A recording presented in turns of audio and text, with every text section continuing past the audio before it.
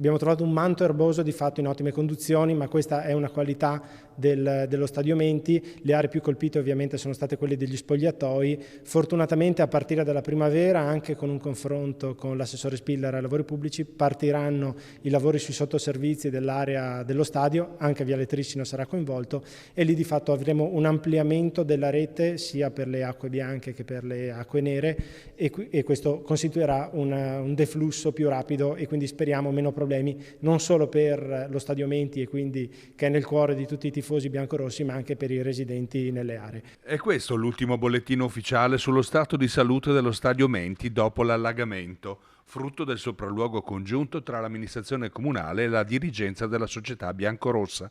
Le immagini impressionanti dell'acqua che aveva circondato l'anello e invaso panchine e spogliatoi aveva colpito tutti. Un vero e proprio affronto ad un luogo simbolo della città che annaspava tra le acque limacciose. L'immagine delle riprese dall'alto sono diventate virali in pochissimo tempo in tutti i media.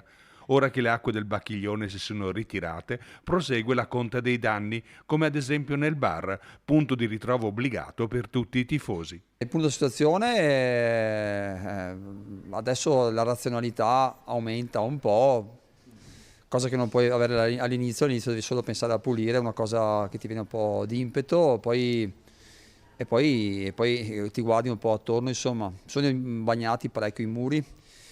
Abbiamo l'impianto elettrico che ha delle linee che saltano ogni tanto, tipo la macchina del lotto non mi va neanche la linea telefonica, per dire.